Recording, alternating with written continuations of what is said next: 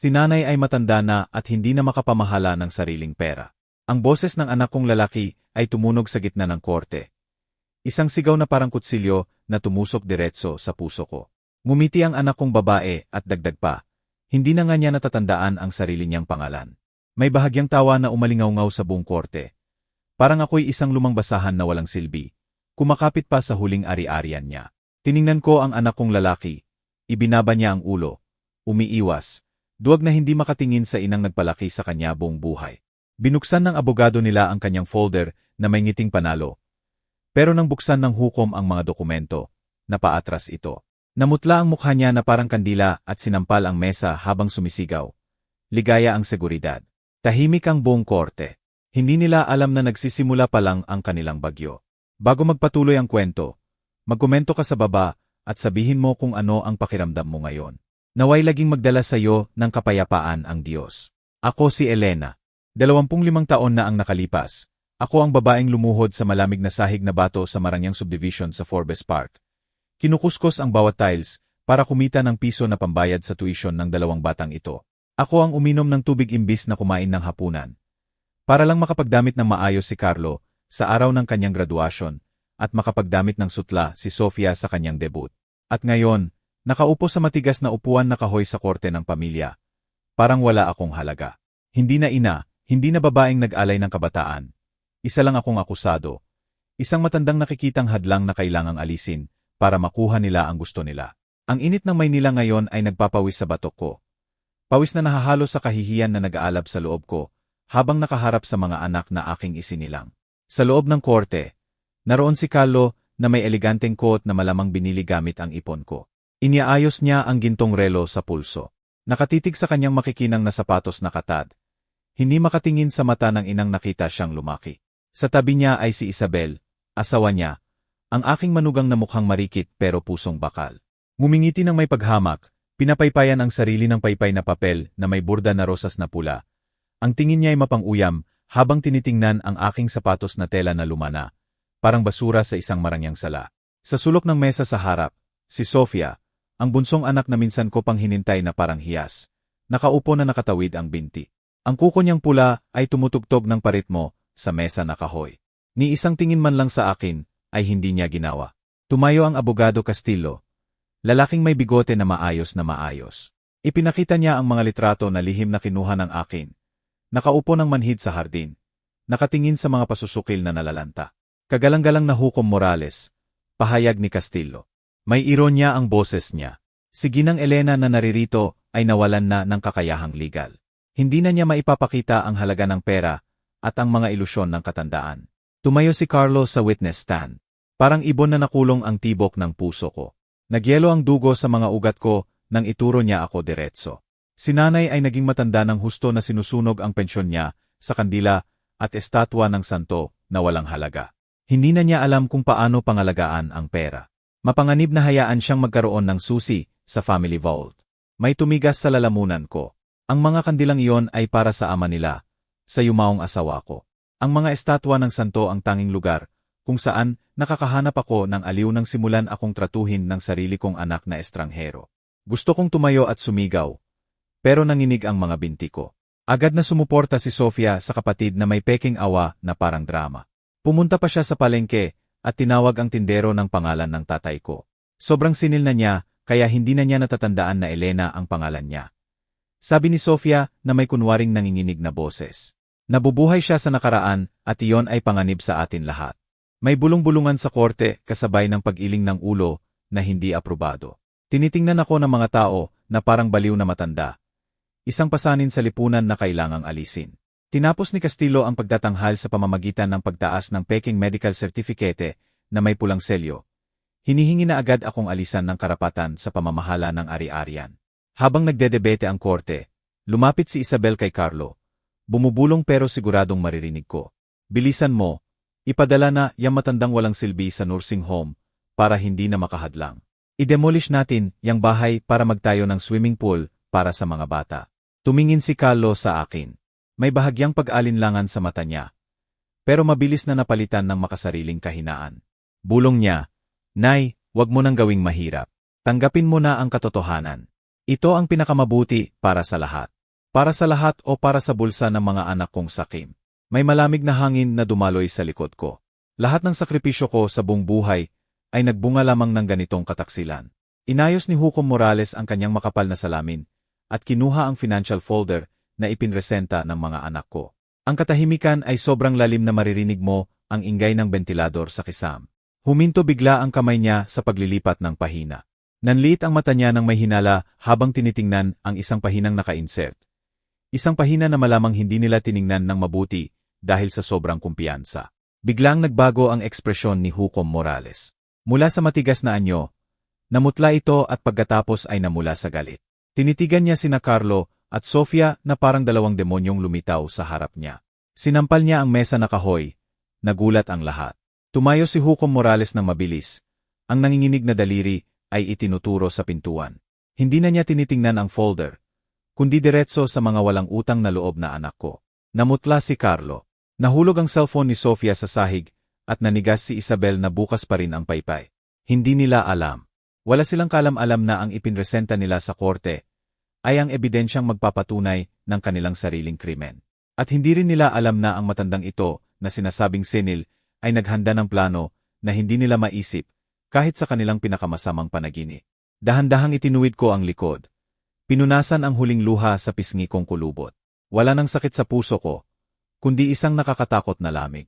Kung isang araw ay itataksil ka ng mga anak na pinaghirapan mong palakihin, lalaban ka ba para sa sarili mo o magdurusa ka ng tahimik para sa kapakanan ng pag-ibig pamilya? Ikwento mo sa akin ang mga kwento ng pamilya mo. Handa akong makinig ng buong puso, pero bago mo malaman kung bakit siya tumigil sa pahinang iyon, hayaan mo akong bumalik sa umagang ito. Kabanata 2. Naalala ko ang umagang ito, bago ako dumating sa korte. Binuksan ko ang mga mata at tiningnan ang kisame na may mga kahoy na beam na puno ng alikabok sa liwanag ng madaling araw sa Maynila. Parang museo ng tahimik na sakit ang bahay na ito. Ang mga dingding na dilaw na pintura ay nalalagas na. Ang sahig na terracotta tiles na dating makintab, ngayon ay malabo at malamig sa ilalim ng aking paa na walang sapatos. Nahila ko ang sarili hanggang sa salamin na tanso na malabo sa sulok ng kwarto. Sino ang babaeng nasa salamin? Pinilit kong tingnan ang mga mata na lubog na bumabalik sa akin. Isang balo na may puting buhok na magulo. May mga kulubot na malalim na parang bitak sa tuyong bukid pagkatapos ng matinding tagtuyot. Pero sa mga matang iyon ay may natitirang maliit na kislap ng pagpapahalaga sa sarili na hindi pa namatay. Tinanong ko ang sarili ko kung saan napunta ang matibay na babaeng minsang nagtayo ng pamana gamit ang sariling kamay. Iniwan lamang ang isang hindi nakikitang anino na gumagala sa sariling bahay. Dahan-dahang bumaba ako sa kusina. Ang amoy ng amag sa mga dingding na pininturahan ay nahahalo sa hangin ng umaga na sumasagisag sa dibdib ko. Inilagay ko ang lumang kettle na aluminyo sa kalan. Ang mga kamay kong nanginginig ay nagbuhos ng mainit na tubig para magtimpla ng itim na kape na malabnaw. Wala na ang mayamang amoy ng kape na may kanela at asukal na dati. Ngayon ay nanatili lamang ang mapait na lasa ng pag-iisa. Umupo ako sa mahabang hapag na may puwang para sa 10 tao. Dati ay puno ito ng tawa, tunog ng pinggan at masarap na amoy ng bagong lutong tortilla sa komal. Ngayon, sa malawak na ibabaw na kahoy, ay may basag na plato at isang piraso ng tuyong tinapay. Ang mga mamahaling muebles na Italiano na makintab na binili ni Isabel, ang aking manugang, para palitan ang mga luma. Parang hindi bagay at malamig. Parang mga mananakop. Itinulak ako sa sulok na madilim. Ginagawa akong estranghero sa sariling pugat. Tumayo ako at dumaan sa altar. Ang retrato ni Roberto, ang aking yumaong asawa, ay ngumingiti pa rin ng mahinahon sa ilalim ng alikabok. Sa tabi niya, ang mga pasusukil ay nalalanta na. Ang mga talulot ay naitim, dahil wala ng pera para bumili ng sariwang bulaklak. Hinawakan ko ang malamig na frame. May tumigas sa lalamunan. Oh, Roberto, iniwan mo sa akin ang pamana ng pag-ibig. Pero ngayon ay pag-iisa lamang ang natira sa loob ng mga dingding na malamig na ito. Isinuot ko sa balikat ang lumang balabal na itim na may tagpi. Maingat na tinatakpan ang mga butas sa blusa ko. Ang balabal na ito ang tanging bagay na makapagpapainit pa rin sa puso ko. Binuksan ko ang drawer ng aparador. Umaasa na makahanap ng ilang barya para sa boss papuntang korte. Pero walang laman ito kundi isang nakakatakot na kawalan. Kinuha na ng anak ko, si Carlo, lahat ng cash noong nakaraang linggo. Sabi niya na may tono ng pagmamataas. Senil ka na, Nay. Ibigay mo sa akin para maingatan ko ng maayos. Ang seguridad pala niya ay ang pag-aagaw sa huling barya ng matandang ina. Lumabas ako sa maliit na bakuran na may tiles. Ang makulay na bougainvillea na sobrang gusto ni Sofia, ang bunsong anak. Ngayon ay tumutubo ng ligaw na puno ng tinik dahil sa kawalan ng pag-aalaga. Sa oras na iyon, dumaan ang kapitbahay ko, si Aling Garcia, sa pintuan. Nang magkatinginan kami, mabilis niyang iniiwas ang tingin. Ibaba niya ang balabal at binilisan ang lakad na parang tumatakbo sa sakit. Alam ko. Sinabi sa buong barangay na baliw ako. Yumuko ako para itali ang sapatos kong luma. Ang mga daliri ko ay humipo sa lumang peklat sa bukong-bukong. Isang matamlay na sakit mula sa nakaraan ang dumaloy. Ginawa ko ang peklat na iyon noong isang taon na nagtrabaho ako bilang construction worker. Nagdadala ng ladrilyo sa mga construction site sa labas. Ang mga binti ay dumudugo dahil sa graba at maalat na pawis, para lang may pambayad sa tuition ni Carlo. Sa oras na iyon ay hindi ko naramdaman ang sakit, pag-asa lamang. Isinuko ko ang kalusugan at dangal ko para sa kinabukasan nila at ngayon ay binabayaran ako ng sumon sa korte. Biglaang dumating ang mainit na hangin mula sa Maynila. Sinara ng malakas ang bintana sa itaas. Nagulat ako, mabilis ang tibok ng puso ko. Hindi lang dahil sa ingay, kundi dahil sa kalupitan na naghihintay sa akin sa korte. Bumalik ako sa mesa at kinuha ang lumang larawan ng pamilya mula 20 taon na ang nakalipas. Sa laawan, sina Carlo at Sofia ay mga bata pa. Nakayakap sa lig ko at ngumingiti ng maligaya. Dahan-dahang hinaplos ko ang kanilang mukha at pagkatapos, may desisyong masakit. Ibinaba ko ang larawan ng patalikod sa mesa na puno ng alikabo. Sinasabi nila na hindi ko natatandaan ang sarili kong pangalan. Pero ang pinakamalaking trahedya ay naalala ko ng mabuti ang bawat sugat na ginawa ng mga anak ko sa puso ko. Ang kawalang pasalamat ng tao ay parang disyerto ng Sahara. Mainit sa araw at malamig sa gabi. Maaring kunin nila ang upuan ko sa hapag. Maaring kunin nila ang aking maliit na pensyon. Pero hindi nila maagaw ang katotohanan na ako ang nagdala ng init sa bahay na ito. Ako ang nagbigay ng buhay at kinabukasan sa kanila. Inayos ko ang balabal. Huminga ng malalim para pakalmahin ang nanginginig na kamay. Hindi ako alis na talunan. Lumabas ako sa pinto at isinara ito ng may susi. Sa bulsa ng blusa ko ay wala ng barya, kundi isang bagay na mas mabigat at matalim. Ito ang sekreto na sinabi sa akin ni Roberto, na buksan lamang kapag ang dugo ay naging yelo na. Tumingin ako sa kalsada, kung saan umuungal ang mga boss sa usok. Ang mga mata ko ay hindi na malabo sa luha, kundi matalim na parang talim ng mandirigma na papunta sa larangan ng digmaan. Ang laban na ito ay hindi lamang para sa ari-arian, kundi para sa huling dangal ng isang ina. Nagsimula akong maglakad ng hakbang-hakbang, dahan-dahan pero matatag, sa kalye na bato patungo sa korte ng pamilya. Malapit nang sumabog ang bagyo, at hindi ako ang madadala nito. Kabanata 3. Sa ilalim na malamig na ilaw ng neon sa korte. Ibinaba ko ang tingin sa aking mga kamay na nakapatong sa witness stand. Hindi na ito mga kamay ng batang may pangarap, kundi mapa na puno ng kalyo. Maliit na peklat at asul na ugat na kita sa balat na may batik ng edad. Ito ang patunay ng buhay na puno ng pagsisikap. Isang talaarawan na isinulat sa dugo at pawis na tinatawag na senilidad ng mga anak ko. Ang tunog na martilyo ni Hugo Morales ay nawala at napalitan ng ugong ng ulan noong gabing bagyo ng 1,900 at 78 sa isang mahirap na barangay sa labas ng Maynila. Iyon ang taon ng madaganan si Roberto, ang asawa ko, ng konkretong block sa trahedyang aksidente sa construction. Umalis siya, iniwan ako ng sirasiyang bahay, malaking utang at 2 anak na lumalaki. Sa dilim na nakaraan ay nakita ko ang sarili kong nakaupo sa lumang Singer sewing machine, ang walang tigil na tunog ng karayom buong gabi. Parang tibok ng pusong tumatakbo sa kamatayan, nananahi ng mga damit para sa debut sa sentro. Ang mga laso na pula at dilaw na sutla ay dumadaan sa kamay ko. Pero ang mga mata ko ay nakikita lamang ang mga bilang ng utang at tuition ng mga anak. Ang likod ko ay sumasakit na parang libu-libong karayom ang tumutusok sa gulugod ko. Pero hindi ako tumigil kahit saglit. Bawat patak ng pawis na tumutulo sa tela ay ladrilyo para sa kanilang kinabukasan. Naalala ko ang mga hapunan na puro sabaw na may itim na munggo na malabnaw sa lumang hapag na kahoy. Lihim kong ibinuhos ang natirang sabaw ng karne sa mangkok ni na Carlo at Sofia. Pagkatapos ay pinilit kong ngumiti. Kumain na ako sa trabaho.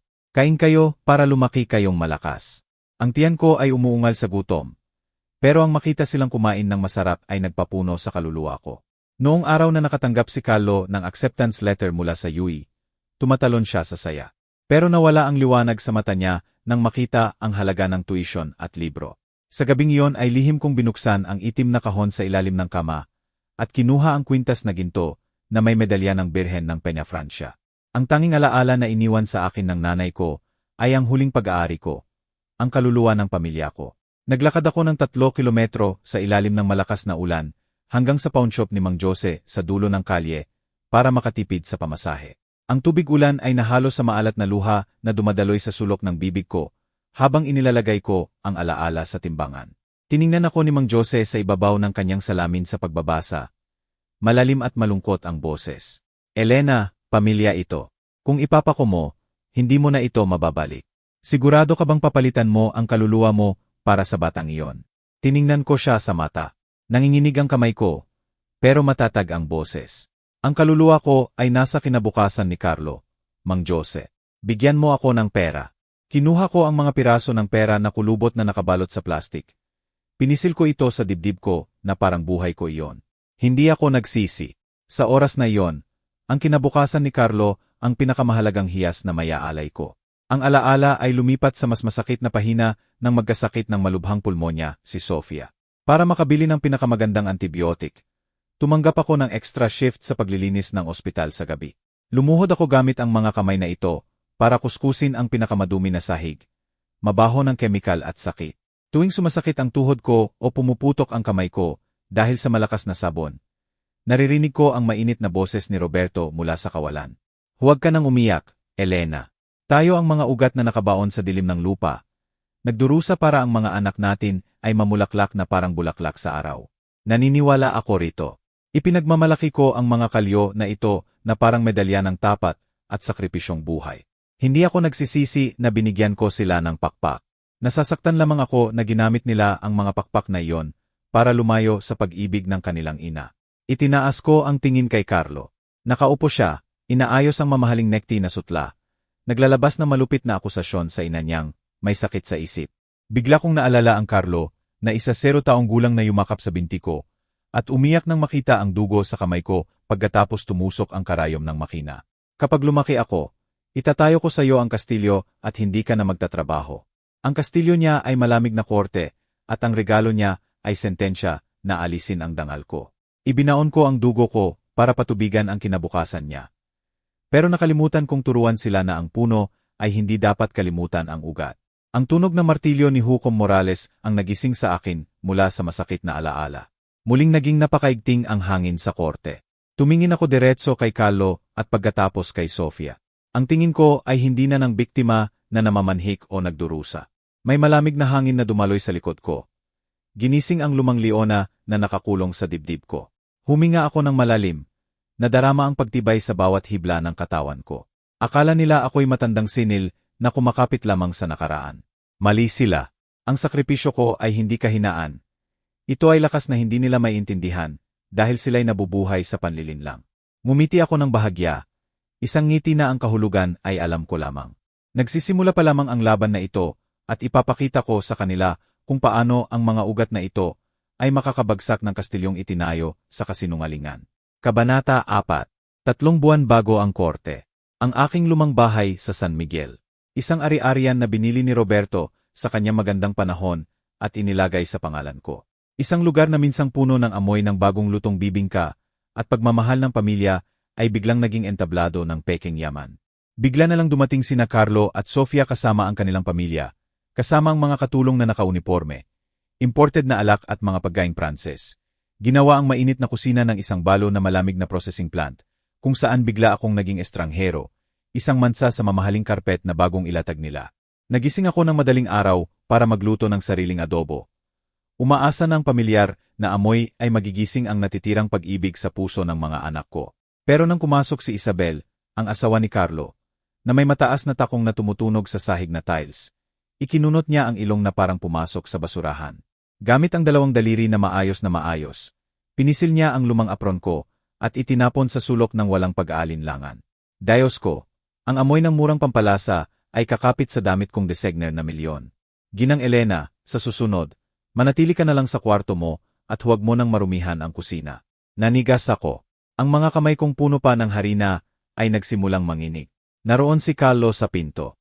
Nakita niya lahat, narinig niya lahat, pero imbis na ipagdanggol ang ina, tiningnan lamang niya ang apron sa sahig at tumalikod para ayusin ang kwelyo ng asawa. Nagimbita siya ng mahalagang kliyente sa bahay.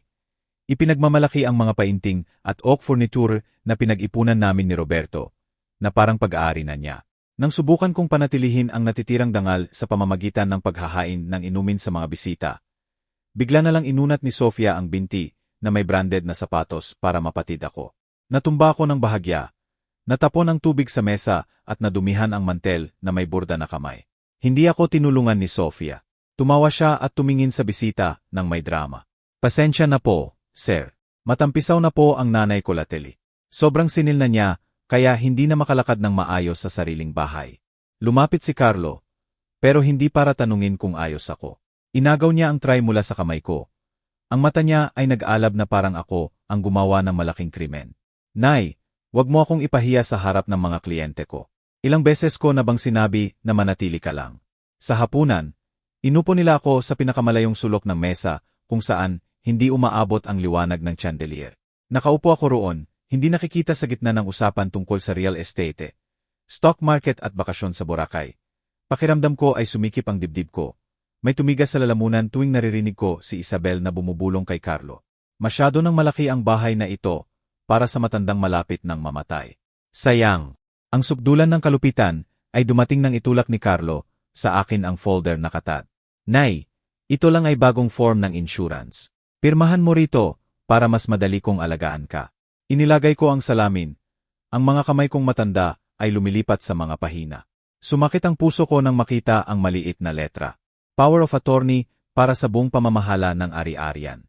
Gusto nilang pirmahan ko ang sentensya ng kamatayan ng kalayaan ko. Nang dahan-dahang isinara ko ang folder at tinanggal ang salamin, sinampal ni Carlo ang kanyang baso ng alak sa mesa. Ang pulang alak ay tumalsik sa puting blusa ko. Nadumihan na parang sariwang dugo. Tahimik ang buong dining room. Lumapit ang mukha ni Carlo sa akin. Ang amoy ng alak at sakim na galit ay lumalabas sa bawat butas ng kanyang balat. Huwag kang maging matigas. Matanda ka na. Bulok na ang isip mo.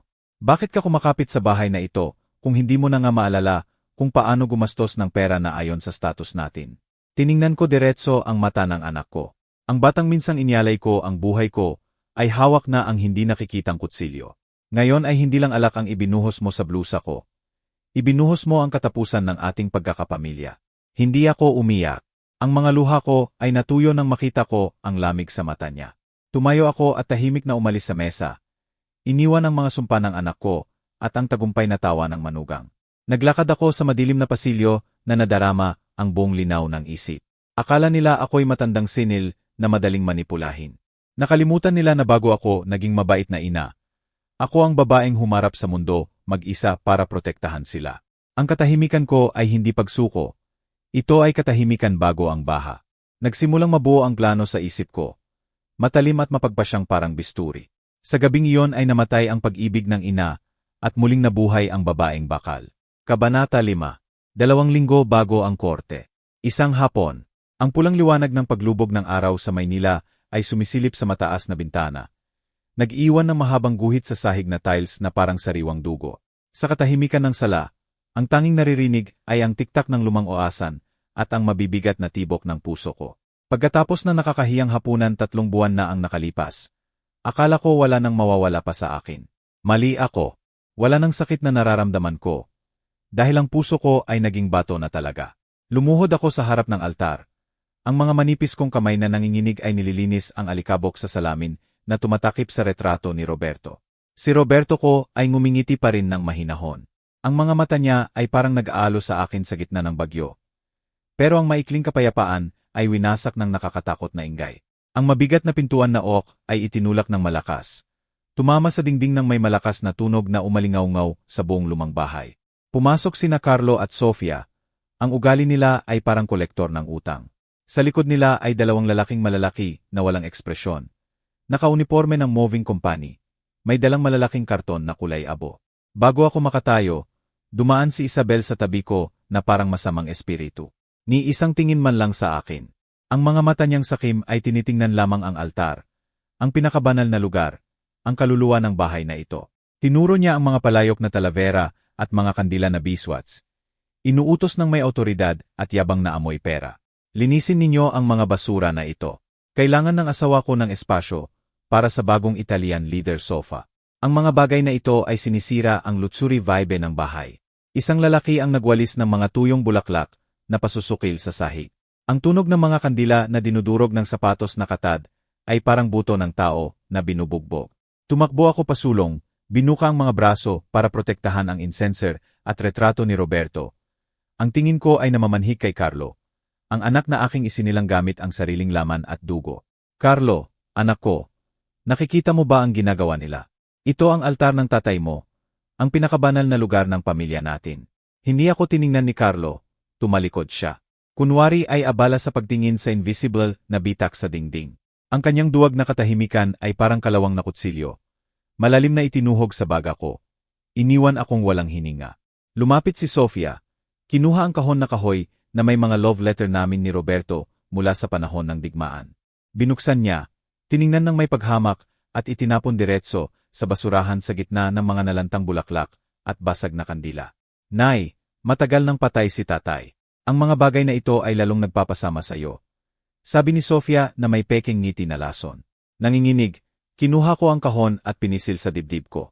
Ang mga luha ay dumadaloy sa pisngi kong kulubot. Pero hindi ako makapagsalita dahil sa labis na kawalan ng hustisya. Sa oras na iyon ay tiningnan ko si Carlo, hindi na bilang anak, kundi bilang estranghero na may dugo ng asawa ko. Isang taong nagbenta ng kaluluwa kay Isabel. Lumapit si Isabel at hinila ng malakas ang mantel na may burda. Ang tanging alaala na iniwan sa akin ng nanay ko. Ang incenser at retrato ni Roberto ay dumulas at tumama sa gilid ng mesa na seramika bago mahulog ng patiwarik sa sahig. Lumapit siya. Ang mukha niya ay malapit sa akin. Ang sobrang mamahaling pabango ay lumulunod sa dalisay na amoy ng insenso.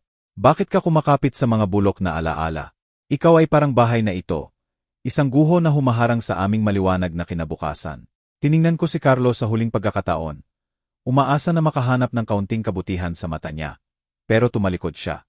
Walang ekspresyon ang mukha niya. Malupit at estranghero ang tingin. Nay, matagal nang patay si tatay. Huwag mo nang gamitin ang mga patay para manipulahin ang mga buhay. Pasanin ka lang sa kinabukasan ko. Pirmahan mo ang papeles o itatapon ka namin sa kalye kasama ng mga basura na ito. May nabali sa dibdib ko. Hindi ang puso ko. Matagal nang patay ang puso ko. Kundi ang huling sinulid ng pag-ibig ng ina na hinintay ko sa loob ng maraming taon. Tumigil agad ang pag-iyak ko. Ang pagkabigla ay nawala. Napalitan ng kawalan at sa wakas ay lamig na matalim na parang talim ng obsidiana. Binagsak ko ang kahon na kahoy at dahan-dahang tumayo. Inayos ko ang lumakong blusa at inayos ang puting buhok na may dangal na hindi pa nila nakita. Tahimik ang kwarto. Kahit ang dalawang lalaki ng moving company ay tumigil. Nadarama ang malamig na ura mula sa balo na ito. Tiningnan ko diretso ang mata ni Carlo, Isabel at Sofia. Ang boses ko ay hindi na nanginginig. Malalim at matatag na parang kampana ng simbahan na tumutunog sa libing. Sige, kunin ninyo lahat. Pero tandaan ninyo ng mabuti ang posisyon ng bawat bagay ngayon. Dahil hindi ninyo na ito mahahawakan muli. Tumalikod ako at naglakad patungo sa kwarto ko. Hindi tumingin sa likod sa kaguluhan. Ang hininga ko ay mabagal at nakakatakot na matatag. Bawat hakbang ko sa sahig na tiles ay sumpa sa harap ng Diyos at espiritu ni Roberto. Namatay ang ina sa gabing iyon sa gitna ng mga dinurog na bulaklak na pasusukil at maruming dangal. At ang babangon mula sa mga abo ay hindi magkakaroon ng awa. Ang laban ay hindi magsisimula sa sigaw, kundi sa nakamamatay na katahimikan. Pinili ng mga anak ko na itapon ako bilang guho.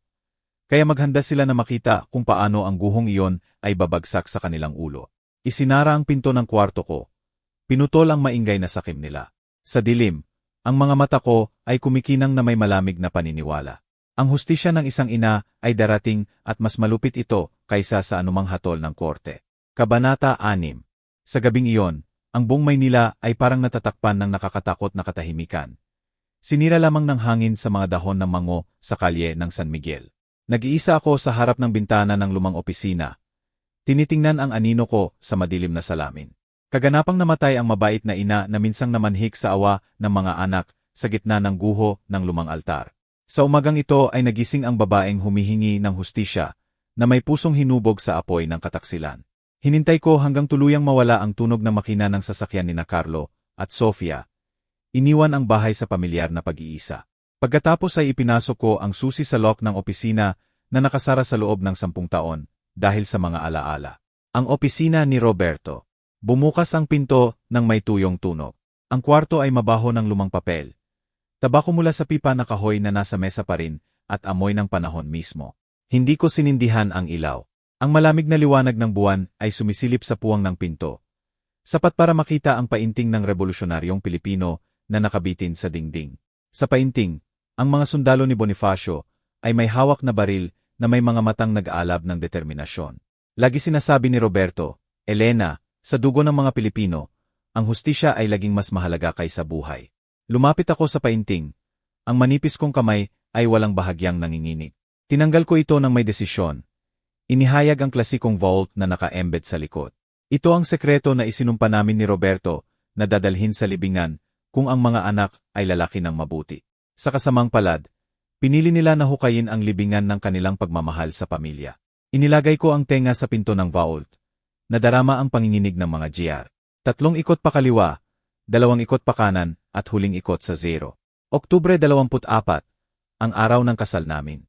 Bumukas ang mabigat na pintuan na bakal. Naglabas ng malamig na hangin sa mukha ko. Sa loob ay wala gold o perlas na kumikinang. Ang nasa loob ay folder na pulang katad.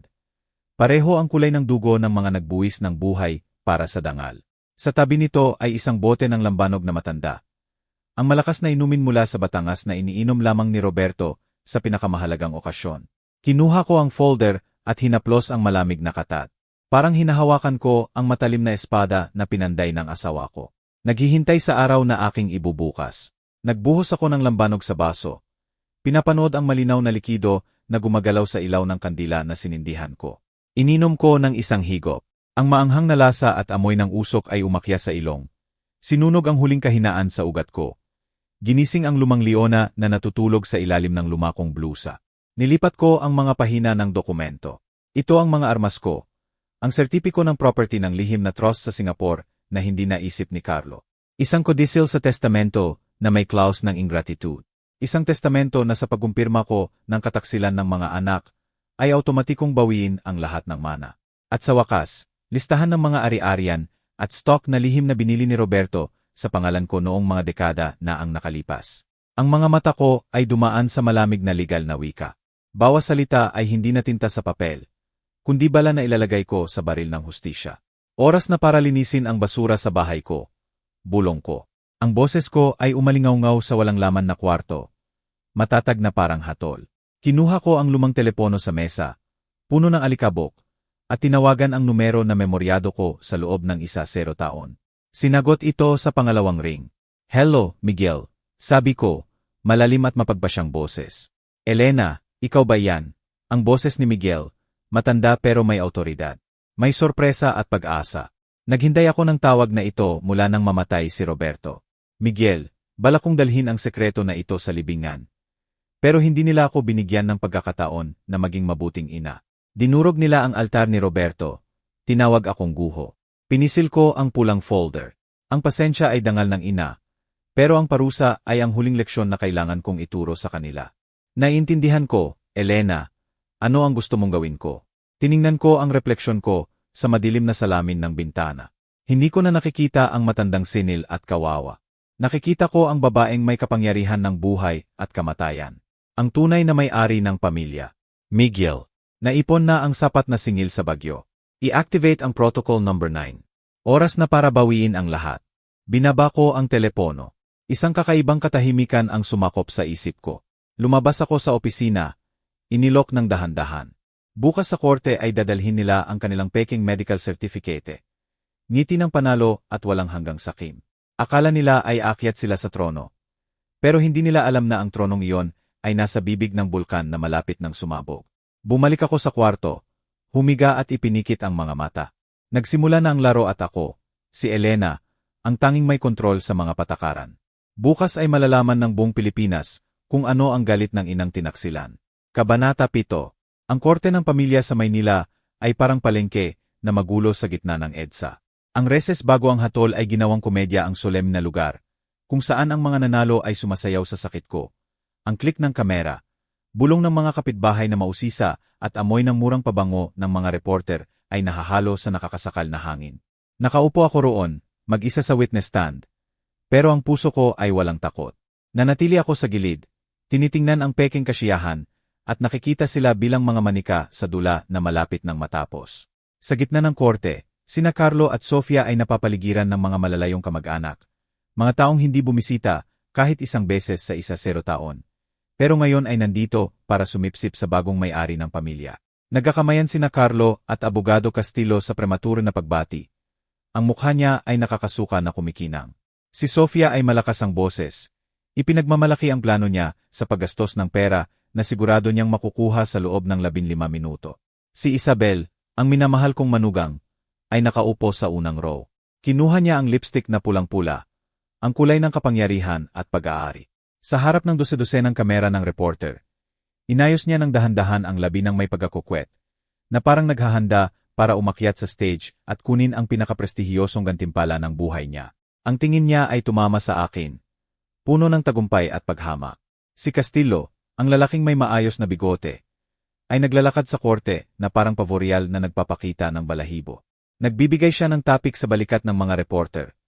Ang boses niya ay umalingaw-ngaw. Hindi lamang kami humihingi ng ari-arian. Ginagawa namin ang tungkulin sa tao. Pinoprotektahan ang pamana ng pamilya mula sa pagkasira ng matandang nawalan na ng katinuan. Sa wakas ay sa mga kabataan na marunong ang hustisya. Huminga ako ng malalim. Oras na. Dahan-dahang itinaas ko ang kamay at tinanggal ang lumang balabal na itim. Ang balabal na iyon ay nagtago ng kahihiyan ko sa loob ng maraming taon. Pero ngayon ay hinayaan kong mahulog sa upuan na parang tinanggal ko ang mga tanikala. Inihayag ko ang puting buhok na maayos na nakapulupot sa mataas na buhol. Ang matayog na noo at mga matang nakaranas ng maraming bagyo sa buhay. Tumayo ako. Hindi ito nanginginig na pagdayo ng matandang senil, kundi matatag at mapagbasyang kustura ng isang matronang tunay, handa ng mag-utos. Inayos ko ang kwelyo ng itim kong damit. Pinapakinis ang bawat tiklop. Ang pagbabagong ito ay napakabilis kaya ang ingay ng korte ay biglang bumaba. Tumingin si Carlo sa akin. Ang ngiti sa labi niya ay napilipit nang makita na ang tingin ko ay hindi na namamanhik, kundi nag-alab na may lamig na parang talim ng obsidiana. Lumapit siya, sinusubukang gamitin ang taas ng kanyang mamahaling koot para takutin ako. Ang boses niya ay mababa pero puno ng pagmamataas. Nakikita mo ba, Nay? Ang buong mundo ay sumasang-ayon na tapos na ang panahon mo. Huwag kang magkunwaring matapang. Maging mabuti ka at pirmahan mo ang papeles. At ipapahintulot ko sa korte na dalhin mo ang larawan ni tatay sa nursing home. Ito ang huling kabutihang iniaalay ko sa iyo. Tiningnan ko siya diretso sa mata. Isang tingin na tumusok sa layer ng sakim, at duwag ng anak na minsang minahal ko, higit sa lahat. Si Carlo ay napaatras ng hindi sinasadya. Nadarama na parang nasa gilid siya ng bangin na hindi niya alam ang lalim. Si Sofia, nang makita ang kapatid na nasa desventaja, sumali. Inalog niya ang inventory ng ari-arian, nakakasil lang ng korte. Itinaas ang baba ng may hamon. Akala mo ba ang katahimikan mo hanggang ngayon ay makakabago ng batas? Ikaw ay piraso na tinanggal na sa laro. Huwag mo kaming pahirapan. Sapat na ang dumi na dala mo sa dangal ng pamilya. Ngumiti ako. Isang manipis at malamig na ngiti na puno ng awa sa kanilang kamangmangan. Nag-aaway kayo para sa korona. Pero naisip niyo ba kung sino ang nagtayo nito? Ang boses ko ay hindi malakas, pero malinaw, pinatahimik ang buong korte. Sigurado ka bang tunay na pag-aari ninyo ito, Isabel? At kayo, mga anak, sigurado kayong nasa tuktok kayo at hindi sa gilid ng bulkan na malapit ng sumabog. Ngumiti ng may paghamak si Castillo, handa nang sumabat at pakalmahin ang mga kliyente niya sa walang laman na legal na salita. Pero sa oras na binuksan niya ang bibig, ang pintuan na tanso sa harap ng korte ay binuksan ng malakas. Ang tunog ng sapatos na katad sa marmol ay tumunog ng may awtoridad. Sinira ang naipong tensyon. Pumasok ang isang lalaki na may eleganteng gray suit. May uban at tingin na may kapangyarihan. Sa kamay niya ay folder na pulang katad. Ang parehong kulay na nagbabago ng kulay ng mukha ni Castillo. Ito si Miguel, ang abogado. Si Miguel, tagapag-ingat ng pinakamalalim na sekreto ng pamilya. Mga sekreto na hindi alam ni Carlo at Sofia. Tumingin ako diretso kay Carlo. Ang mga mata ko ay nag-alab na may paniniwala sa hustisya. Ang tunay na hustisya.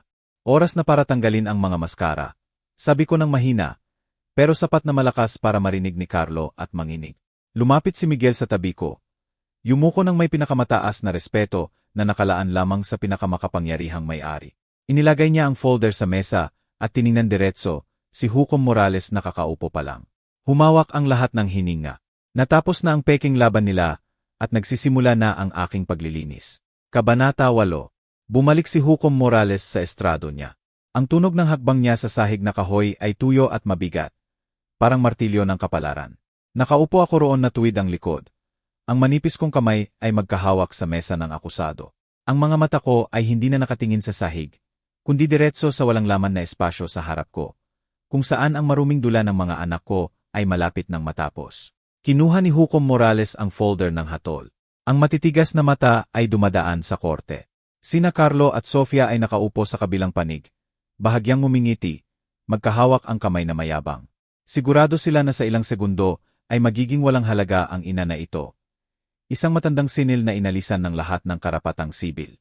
Pero sa oras na malapit ng magsalita si Hukom Morales, ang pintuan sa gilid ng korte ay binuksan ng malakas. Ang clerk ng korte ay nagmadaling pumasok na may mukha na nababahala. May dalang folder na pulang katad. Ang armas na kinuha ko mula sa vault ni Roberto noong gabing iyon. Inilagay niya ito sa mesa ng hukom at bumulong ng isang bagay na nagpatigil kay Hukom Morales. Kumunot ang noo ni Castillo. Inayos ang bigote at ang pag-aalala ay nagsimulang lumitaw sa kanyang matalino, pero madaya na mata nang makita ang lumang selyo ng pamilya sa takip ng folder. Isang ganap na katahimikan ang bumalot sa korte. Isang nakakatakot na pahinga bago sumabog ang bagyo. Tiningnan ko sila diretso sa mata. Nakikita kung paano ang pagmamataas ay unti-unting naging manipis na sinag ng takot. Oras na para tapusin ang dula. Binuksan ni Hukom Morales ang folder. Nang lumitaw ang unang mga linya, naging malaki ang mga mata niya sa likod ng makapal na salamin. Ang kamay na may hawak na ballpen ay huminto sa hangin. Ang mukha niya ay lumipat mula sa paggagulat sa takot at pagkatapos ay pulang galit. Itinaas niya ang ulo ng bigla. Tinitingnan sina Carlo at Sofia na may tingin na nakalaan para sa pinakamapanganib na kriminal.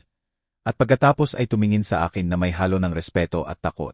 Itinaas niya ang isang pahina na may pamagat na Clause of Ingratitude and Revocable Trust. Ang boses niya ay tumunog ng matatag na parang kulog sa malinaw na langit. Batay sa bagong ebidensya na ipinresenta ni Ati Miguel, ang lahat ng dokumento ng paglilipat ng ari-arian na ipinresenta ng mga naghahabol ay walang bisa. Dahil ayon sa trust na ito, hindi kailanman naging pag-aari ninyo sina Carlo at Sofia ang tunay na ari-arian. Nahulog ang lipstick ni Isabel sa sahig na bato. Gumulong ito, nag-iwan ng mahabang pulang guhit na parang bakas ng dugo sa paanan niya. Ang mukha ni Isabel na perpektong may makeop at mayabang ay nabasag sa pagkabigla. Nanginginig ang labi niya na hindi makapagsalita. Tumalon si Carlo sa mesa ng abogado na parang hayop na nakulong. Inagaw ang folder mula kay Castillo. Ang mga kamay niyang nanginginig ay dumaan sa mga pahina at nanigas nang makita ang pirma ni Roberto. Ang clause ay nakabold, malamig at walang awa. Kung ang mga anak ay magpakita ng kataksilan o lalabag sa dangal ng ina, automatikong ililipat ang lahat ng ari-arian sa Charitable Foundation. Si Elena, ang asawa ko, ang may ganap na kapangyarihan ng buhay at kamatayan at pinakamataas na pamamahala hanggang sa huling hininga niya. Si Castillo ay natigilan, pawisan ng husto, basang-basa ang kwelyo ng kanyang mamahaling shirt. Naintindihan niya na natapos ang kaera niya sa sandaling iyon. Ang mga kaso ng kumplisidad sa pandaraya at pagpapalsipika ng medical report ay magdadala sa kanya sa kulungan ng mas mabilis kaysa sa anumang hatol. Tumayo ako ng dahan-dahan. Sa oras na iyon ay hindi ko na naramdaman na matanda akong may luma na blusa. Mas matangkad, mas marangal at mas dakila ako kaysa dati. Humakbang ako ng dahan-dahan, pero malakas patungo kay Carlo. Siya ay napaurong na parang batang may kasalanan sa harap ng inang tinawag na bulok. Tinuro ko ang modelo ng bahay na dala nila sa korte para ipakita ang kanilang maliwanag na kinabukasan. Pagkatapos, sa isang matatag na galaw, ibinagsak ko ito sa sahig. Ang tunog ng plastik at kahoy na nabasag ay umalingaw-ngaw, kumalat sa paanan ni Carlo. Akala ninyo biktima ako na kailangang protektahan. Hindi. Ako ang may hawak ng mga susi ng imperyong ito, at ngayon ay isinasara ko ng opisyal ang pintuan sa inyong mukha. Lumuhod si Carlo. Ang mga mata niya ay namumula sa pagkabigla habang tinitingnan ako. Nanginginig ang labi niya. Nay, nag-alala lang ako sa kinabukasan ng pamilya. Pamilya, putol ko. Ang boses ko ay malamig na parang yelo. Maari ninyong kunin ang kabutihan ko. Pero hindi ninyo kailanman magkakaroon ng karapatan na hawakan ang dangal ko. Ang dangal ng isang ina ay hindi bagay na maaring ipagpalit sa timbangan ng ari-arian. Bumagsak si Sofia sa upuan, umiiyak. Hindi dahil sa pagsisisi sa pagkasakit niya sa ina, kundi dahil na-realize niya na ang gold card sa pitaka niya ay ngayon ay walang kwentang plastic. Ang lahat ng glamour, mamahaling pabango at party sa Ayala ay nawala na parang ilusyon sa disyerto. Sinampal ni Hukom Morales ang martilyo ng matatag. Ang korte ay nagdedeklara, i-freeze ang lahat ng ari-arian at bank account ni Carlo at Sofia para imbestigahan ang mga kaso ng pandaraya at pang-abuso sa matatanda. Pulisya, samahan ng mga sangkot sa istasyon agad. Ang tunog ng posas ay umalingaw-ngaw. Sina Carlo at Sofia ay inihatid sa pagitan ng pagkamangha ng media at publiko. Ang mga flash ng kamera ay patuloy na kumikislap, kumukuha ng pagbagsak ng mga nabigong tagapagmana. Tumalikod ako at umalis. Ang anino ko ay humahaba sa ilalim ng liham na liwanag ng korte. Hindi ako tumingin pabalik kahit isang beses. Ang kastilyo nila na buhangin ay gumuho at ang presyong binayaran nila sa kataksilan ay ganap na paggawasak, material at espiritual. Nasa tuktok ako. Tinitingnan ang mga labi ng sakim. Nadarama ang tunay na kalayaan na dumadaloy sa mga ugat ko. Ang hustisya ng isang ina ay maaring dumating ng huli. Pero kapag dumating ito ay malupit at mapagbasyang parang sentensya ng kamatayan sa isang traidor. Kabanata Siyam. Ang malakas na ulan ng tag-init sa Maynila ay hindi nagdala ng karaniwang lamig. Ginawa lamang na mas marumi at makapal ang kahihiyan ng mga traidor kaysa sa putik sa ilalim ng paa nila. Tumayo ako sa mataas na hagdan ng porch ng bahay, protektado sa ilalim ng lumang arko ng kolonyal na arkitektura. Ang mga mata ko ay malamig na tinitingnan ang huling akto na nagaganap sa kalye ng San Miguel. Ang bahay na ito, na minsang santuwaryo ng pagmamahal ng pamilya, ngayon ay itinaboy ang mga parasito na parang malusog na katawan na nag-aalis ng lason sa ilalim ng malakas na ulan. Ang maskara ng peking aristokrasya ay ganap ng gumuho. Nakita ko silang gumapang na parang isda sa lupa. Nadidiri sa pagmamahal na minsan ay ibinigay ko sa kanila. Si Carlo, ang anak na minsang tinawag ang sarili na matagumpay na negosyante. Ngayon ay mukhang kawawa na may coat na designer na basa. Ang balikat ay nakayuko sa kahihiyan. Ang pulisya ay malamig na naglalagay ng pulang selyo sa kanyang mamahaling kotse. Nang subukan ni Carlo na sumugod, ang mga kamay niyang nanginginig ay sinusubukang agawin ang susi sa opisyal. Itinulak siya ng malakas. Natumba siya ng mukha sa putik na tubig ulan. Ang mukha niya, na dati mayabang, ngayon ay puno ng pagkabigla at duwag.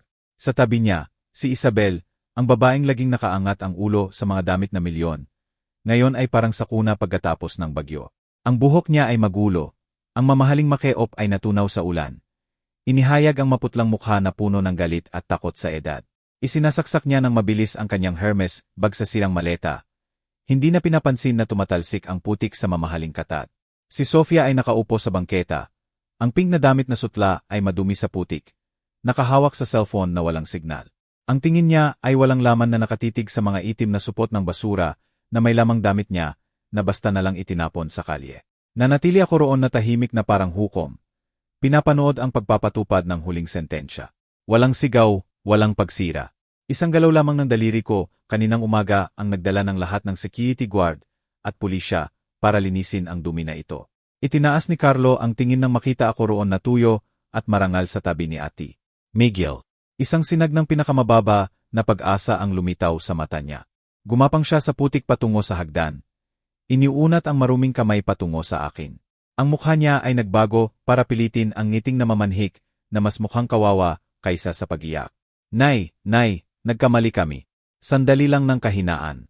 Hindi mo matitiis na makita ang mga apo mo na natutulog sa kalye. Di ba?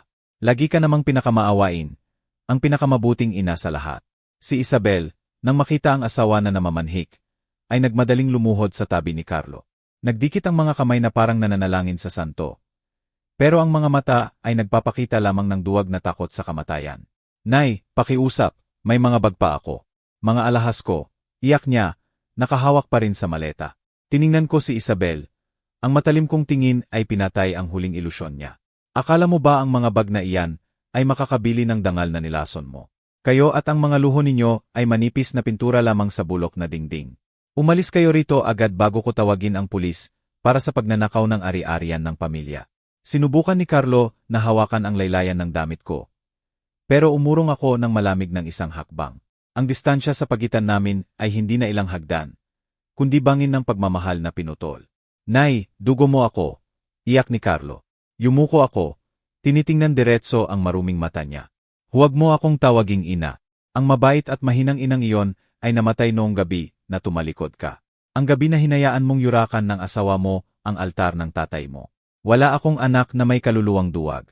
Ang pahayag ko ay matatag na parang kutsilyo na pumuputol sa lahat ng ugnayan ng pamilya. Nanigas si Carlo. Na-realize na ang puso ng inang akala niya ay madaling kontrolin ay naging bakal na malamig. Nagsimulang tumuro ang mga kapitbahay. Ang mga taong hinamak ni Isabel. Ang mga narinig na sinabi nilang baliw ako. Ngayon ay tinitingnan sila ng may paghamak at mapait na kasiyahan. Ang dangal ng pamilya na pinaghirapan namin ni Roberto ay nadungisan nila at ngayon ay oras na para magbayad sila sa harap ng buong komunidad. Tiningnan ko sila sa huling pagkakataon. Ang kasiyahan ay nawala. Iniwan lamang ang kakaibang katahimikan. Kinuha ko sa bulsa ang malinis na puting panyo. Ang ginamit ko para punasan ang retrato ni Roberto kagabi. Inihagis ko ito ng mahina kung saan lumuhod si Carlo. Ang puting panyo ay nahulog sa putik. Unti-unting nag-itom at lumubog. Isang malupit na metapora ng kanilang kaluluwa. Hindi kayo nagkamali, masyado kayong magaling magkalkula. Pero nakalimutan ninyong isaalang-alang na ang taong maawain ay marunong ring gumamit ng kutsilyo kapag nakasandal na sa dingding. Tandaan ninyo ito, ang hustisya ay maaring dumating ng huli. Pero alam niya ang eksaktong direksyon ng mga traidor. Tumalikod ako kay Ate Miguel at tumango ng bahagya. Isang malakas na tunog ang dumating ng isinara ang mabigat na bakal na pintuan. Pinaghihiwalay ang mundo ko sa duming umiiyak sa ulan. Ang tuyong tunog ng kadena na isinara ay nagwakas ng presensya nila sa buhay ko magpakailanman. Tumalikod ako at tumasok sa bahay. Nakikita ang mga empleyado na nagsisimula ng maglinis ng mga labi ng muebles. Ang amoy ng ulan, ang amoy ng bagong simula, ay unti-unting pumapalit sa mamahaling pabango ni Isabel. Ang paglilinis ng basura ay nakakapagod. Pero ang pakiramdam ng bahay na nalinis ay walang kapantay. Mula ngayon, ang lugar na ito ay malaya sa kataksilan, malaya sa malupit na balangkas. Huminga ako ng malalim. Nadarama ang kalayaan na tumatagos sa bawat hibla ng katawan ko. Isang bagong buhay, tunay na akin. Nagsisimula rito. Kabanata 1:0. Isang linggo na ang lumipas mula nang magwakas ang bagyo sa korte. Kaninang umaga ay nagising ako nang ang unang sinag ng araw ng kabundukan ay sumayaw sa dilaw na dingding ng lumang bahay. Nag-inat ako at dahan-dahang naglakad patungo sa bintana na oak ng kwarto ko, na muling pinakinis. Nang buksan ko ang bintana, isang sariwa at kakaibang malinis na hangin ang pumuno sa baga ko. Dala nito ang amoy ng basang lupa pagkatapos ng ulan kagabi. Ang amoy ng bagong gupit na damo at matamis na pabango ng sampagiita. Huminga ako ng malalim. Nadarama ang dibdib kong magaan na parang tinanggal ang 1,000 kilong bato na pumapasan sa akin sa loob ng mga dekada. Wala nang mapait na lasa ng galit. Wala nang nakakaboses na pakiramdam ng kataksilan. Katahimikan lamang. Isang katahimikan na binili ko sa dugo at luha. Lumabas ako ng kwarto at naglakad sa mahabang pasilyo na may tiles na terracotta. Iba na ang bahay ngayon. Ang mga mamahaling Italian leather sofa. Ang mga makulay na muebles na dala ni Isabel para ipakita ang peking yaman. Lahat ay nawala. Sa lugar nito ay may mga muebles na kahoy na rustic. Makukulay na banig na habol sa bulakan at mga palayok na talavera na puno ng buhay. Ang bahay ay hindi na entablado ng balangkas. Muling naging tahanan ito na mainit. Simple at puno ng hininga ng mga alaala. Huminto ako sa harap ng altar. Kahapon ay ginugol ko ang buong araw para ibalik ito sa pinakamagandang anyo. Mga grupo na matingkad na bulaklak na pasusukil na dilaw. Simbolo ng walang hanggan sa kultura natin. Ang nakapalibot sa retrato ni Roberto. Sinindihan ko ang isang stick ng insenso na sandalwood. Pinapanood ang manipis na usok na umiikot sa harap ng mahinahong ngiti ng asawa ko. Roberto, bulong ko. Ang boses ko ay hindi na nanginginig, kundi puno ng pagmamalaki. Pinanatili ko ang ating bahay, pero higit sa lahat, natutunan kong mahalin ang sarili ko, higit sa lahat. Hindi ko hinayaang madungisan ang dangal ng pamilya natin ng sakim. Makapagpahinga ka na ng mahimbing. Sa lumang mesa na kahoy sa tabi ng altar, ay ang kontrata na kakapirma ko lang kay Ate Miguel kaninang umaga. Nagdesisyon ako ng isang bagay na malamang hindi maiintindihan ni na Carlo at Sofia. Inilipat ko ang 80% ng ari-arian at trust na iniwan ni Roberto sa charitable foundation na tinawag na Hustisya ng Ina. Isang pundasyon para suportahan ang mga matatandang iniwan at inabuso ng sariling anak. Ang tanging naiwan ko ay ang bahay na ito at maliit na halaga ng pera na sapat para mabuhay ng payapa sa huling araw ko. Hindi ko kailangan ng walang katapusang zero sa bank account para makaramdam ng kapangyarihan. Ang tunay na kapangyarihan ay ang makapagbigay ng lahat ng walang pagsisisi. Lumabas ako sa hardin sa likod. Mataas na ang araw. Nagbibigay liwanag sa bawat dahon na berde na may patak ng hamog na kumikinang na parang diamante. Yumuko ako at gamit ang manipis pero malinis at matibay na kamay ko. Binuhay ang lupa sa paligid ng lumang puno ng kalamansi sa sulok. Nang humipo ang mga daliri ko sa lupa, nadama ko ang buhay na tahimik pero matatag na dumadaloy. Tiningnan ko ang mga kamay ko sa ilaw ng araw, ang mga kalyo, ang maliit na peklat mula sa mga taon ng pagtatrabaho sa construction, na mahabang gabi sa sewing machine, ay hindi na marka ng pagdurusa o kahihiyan. Sa ilalim ng maliwanag na gintong liwanag, ay kumikinang sila na parang medalya na mandirigmang bumalik na panalo mula sa laban. Ang mga peklat na iyon ay nagsasalaysay ng kwento ng isang Pilipinang hindi sumuko sa kapalaran. Isang ina na nagbigay ng lahat, at isang babaeng bakal na nakabangon, at kinuha ang sariling dangal. Umupo ako sa lumang upuang wicker. Umiinom ng mainit na tsaan na gawa sa halaman. Pinapanood ang mga dust motes na sumasayaw sa sinag ng araw na sumisilip sa mga dahon. Bigla kong naisip si Carlo. Wala nang galit.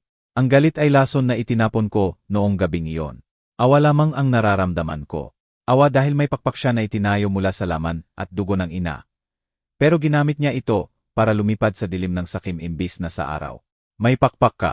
Ngayon ay lumipad ka ng mag-isa ng walang suporta. Iyan ang huling at pinakamalaking leksyon na mayaalay ko sa iyo. Ang buhay ko ay parang kaktus na namumulaklak sa disyerto. Puno ito ng tinik. Kailangang tiisin ang matinding init at malalakas na bagyo ng tao. Pero kapag dumating ang tamang oras, naglalabas ito ng pinakamatingkad at marangal na bulaklak. Isang kalayaan ang tumagos sa bawat selula ng katawan ko. Isang kalayaang walang kapantay na binili sa sakit. Pero naging diamante ng pagpapahalaga sa sarili. Ang liwanag ng araw ay direktang tumama sa mukha ko. Pinapawi ang mga kulubot ng panahon. Iniwan lamang ang katahimikan at determinasyon.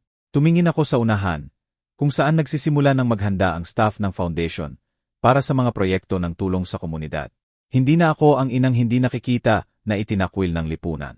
Ako si Elena, ang may-ari ng sariling kapalaran. Mga kaibigan, sa buhay na ito ay maaring kunin sa inyo ang mga ari-arian. Itaksil ang pagmamahal at itulak kayo sa pinakamalalim na dilim. Pero tandaan ninyo ang mga salita ng isang babaeng lumakad sa impyerno tulad ko. Kapag binanatili ninyo ang dangal, maaari kayong mawalan ng lahat materially. Pero hindi kayo magiging tunay na bangkarota. Dahil ang korona ng konsensya ang pinakamahalaga at ang tanging bagay na hindi maagaw ng sinumang traidor. Ang katotohanan ay maaring dumating ng huli. Pero laging dumarating sa mga sapat na malakas para maghintay.